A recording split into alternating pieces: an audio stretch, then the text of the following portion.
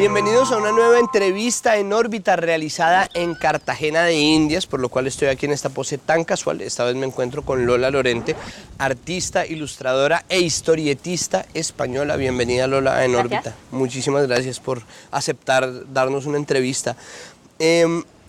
¿Por dónde quieres empezar? ¿Por la carrera de artes o ya por lo que tiene que ver con cómics? Por los fanzines. Pues el principio va todo unido porque, bueno, yo estudié Bellas Artes en Valencia y la verdad es que la enseñanza era bastante clásica y tradicional, sobre todo a nivel dibujo. Y bueno, tuve la oportunidad de conocer amigos que venían de otra parte del norte de España, de la Universidad de Pontevedra, de Bellas Artes, y gracias a ellos un poco pude aprender y darme cuenta que a través del dibujo y de un dibujo más bien personal, no el típico académico, éramos capaces de contar historias, ¿no? Y sobre todo de, mediante esta herramienta de dibujar tu propio universo, llegar a plasmar historias, ¿no?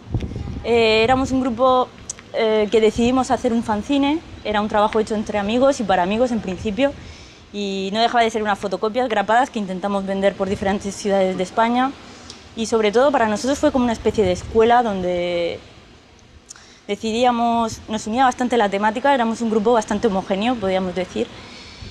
Y bueno, fue un poco nuestra escuela. En España la verdad es que no existe colegios para aprender cómo hacer cómics y un poco era pues el hecho de hacer páginas y hacer números de fanzines lo que nos enseñó a contar historias cortas, y un poco a través del fanzine pues ya empezamos a tener encargos de revistas de tirada nacional, ¿no? Y esto fue un poco el principio. ¿Qué clase de historias contabas? Ahorita que tocó repetir la pregunta, te pregunté sobre los fanzines y te di los nombres de unas revistas en las que participaste. ¿Eso fue antes o después de Enfermo? Esto fue después. Después. Esto, y mediante. O sea, el cuarto número o así ya... Bueno, lo bueno de hacer el fanzine es que, claro, das la opción, es una especie de escaparate y alguien te puede leer, y yo tuve la oportunidad de... O sea, recibí el encargo de participar en revistas, no sé, como Nosotros somos los muertos, que para mí era la revista más mítica que existía en ese momento. Y bueno, fue un placer poder formar parte de ese equipo de autores ya muy reconocidos a nivel internacional incluso. Y nada, no sé, esto también permitió pues darse a conocer un poco más en la red española, ¿no? De gente que suele consumir cómics. ¿Tú sigues haciendo fanzine o volverías a hacer fanzine, o para ti es un medio de transición entre lo que hubo entonces y hay ahora? Volveré a hacer fanzine, sí. ¿Sí? Sí.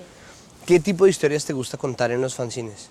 Bueno, quizá la estructura de la historia en sí quizá puede ser más libre debido también al número de páginas. No es lo mismo que el proyecto a lo mejor de Sangre de mi sangre, que ha sido una novela de 5 años de trabajo y que no me ofreció esa posibilidad de sentirme más fresca, ¿no? O más rápida a la hora de trabajar, o más... Esto ha estado todo muy pensado, muy elaborado, proceso muy obsesivo de muchos años. Y claro, el fanzine me apetece ahora en el sentido de hacer algo más fresco, más ligero, un poco más, no sé, ser capaz de permitirme a mí otro tipo de cosas que no me permitiría a la hora de hacer una novela, ¿no? La frescura o la rapidez, otro tipo de temática, más suelta en general. Nosotros en Colombia estamos apenas empezando, y esto ya hablábamos antes de estar aquí pues al aire. Estamos apenas empezando a publicar cómics y novelas gráficas, llevamos relativamente muy poco haciendo ese trabajo, y dentro de todo eso existe y tenemos el problema de la gente que espera sacar de inmediato y cuanto antes toda su producción. Tú duraste 5 años creando Sangre de mi sangre, que es la novela, por favor muéstranosla aquí a cámara, que es la novela gráfica que traes bonitísimamente editada. No, gracias. Y que es un trabajo pues de 5 años. ¿Cómo empezaste? ¿Empezaste por la escritura? Pues, ¿Creaste los personajes? ¿Cómo? El principio para mí siempre es el dibujo, en una libreta de bocetos. Bueno, estás libre, estás dibujando y aparece de repente algún personaje que te muestra algún interés, y entonces decides trabajar con él, desarrollar un poco de dónde puede venir ese personaje, cómo se relaciona con otros individuos, cómo es en su entorno más familiar. O, bueno, de hecho, las relaciones personales es lo que más me interesa, ¿no? Como el rol que adquiere cada uno en su familia, el micromundo, ¿no? De la familia, y la intimidad y el comportamiento con el otro, ¿no? Esto es quizá lo que más me gusta, y claro, Entonces, para conocer al personaje necesito hacer páginas, necesito hacer escenas y un poco a poco estas escenas me van dando la llave de seguir y encontrar el hilo conductor, ¿no?, de la historia. ¿Tú diseñas viñeta a viñeta o página por página? Bueno, viñeta a viñeta haces página a página. Ah, claro, si no digo, tú haces un mapa de la página. Yo trabajo la página y la página la divido en 6 viñetas o depende de lo que quiera representar en ella y nada, y ya la entintas y una página hecha y a la siguiente. ¿Cómo construyes tú tus personajes? ¿Empiezas desde una circunstancia específica como un trauma o un rasgo de la personalidad o empiezas, no sé, desde una cara? O sea, al lado de un personaje siempre hay muchas ideas que ya van implícitas en este personaje, ¿no? Su propia forma, el gesto, cómo camina, cómo se mueve. Y eso también es lo que te hace como autor, ¿no?, tener la curiosidad de investigar en este personaje y de meterlo en situaciones diferentes y a veces humillarlo. O sea, quieres ver cómo se desenvuelve el personaje, cómo supera la situación que tiene, ¿no? Que no suele ser muy fácil el entorno donde se desarrolla la historia. Ahorita tú me dices que no existen escuelas, por ejemplo, para enseñar a hacer historietas en España, pero existe una producción constante desde hace mucho tiempo. ¿Existe un mercado, una escena? ¿Existe un medio en el que tú te comuniques con otros autores permanentemente, que viajes por el país? Sí, de hecho, bueno, supongo que, bueno, no sé si es suerte o qué, pero hemos empezado, bueno, una generación de mi edad, en este momento, pues eso, rondamos todos por la treintena y más o menos nos conocemos todos los autores que comenzamos a hacer el fanzine. Y claro, de festival a festival, pues la gente pues somos bastante comunicativos o, no sé, nos interesa también ver el proceso de trabajo de otros autores que al fin y al cabo es que son amigos, ya.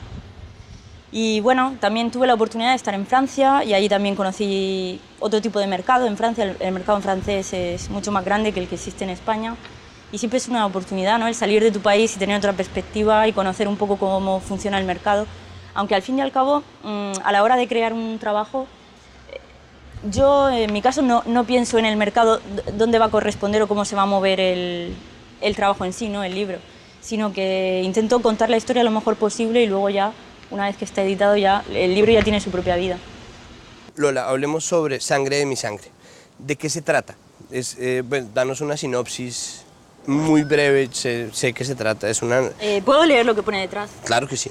2 adolescentes, grandes amigos, los mejores, preparan la fiesta más importante del año en la urbanización Carnelia. Oscilando entre la realidad y la fantasía, entre lo ingenuo y lo perturbador, Lola Lorente indaga en la psicología de sus personajes, en sus sueños, sus recuerdos y sobre todo en las relaciones y jerarquías que se establecen en cada familia, en cada micromundo. Debes proteger a quienes son sangre de tu sangre. Cuando tú empiezas a construir esta historia, ¿te inspiras qué, en tu propia vida o en las vidas de la gente que tienes a tu alrededor o empiezas a configurar vidas de la nada? Pues, de la nada entre comillas. Pero... La historia es todo fantasía, nada existe, nada es real, pero sí las sensaciones o las emociones, ¿no?, que se transmiten a través de los personajes.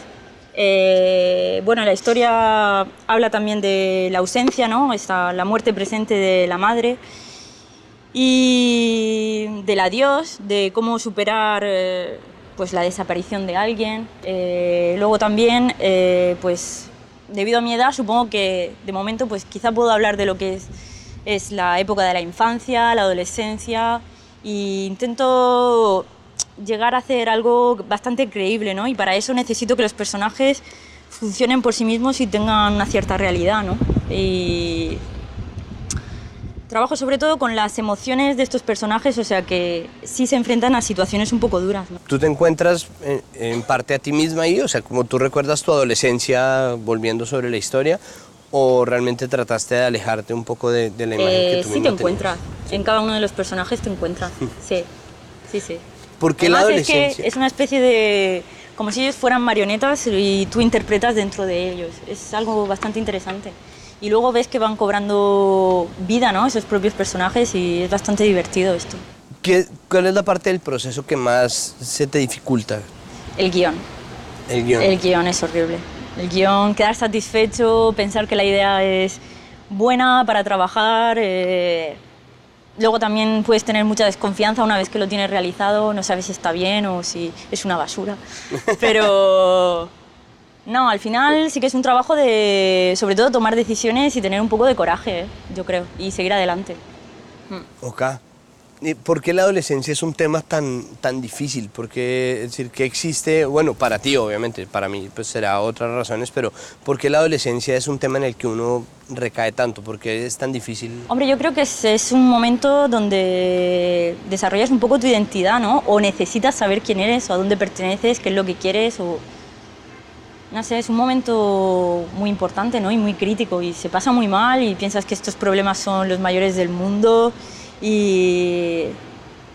No sé, marca la adolescencia, yo creo. Y, no sé, me parece muy interesante trabajar con temas que... Además, hay ingredientes en el libro, no sé, yo he sentido mucha vergüenza también mientras trabajaba con ellos, pudor, porque sí que cuenta de cosas muy íntimas, ¿no? Sobre los personajes y... Claro, y eso le da esa crudeza también y al mismo tiempo es muy naif y al mismo tiempo es un poco barroco, siniestro. No sé, hay que leerlo. ¿Qué te gusta más a ti, Tim Burton o Edward Gorey?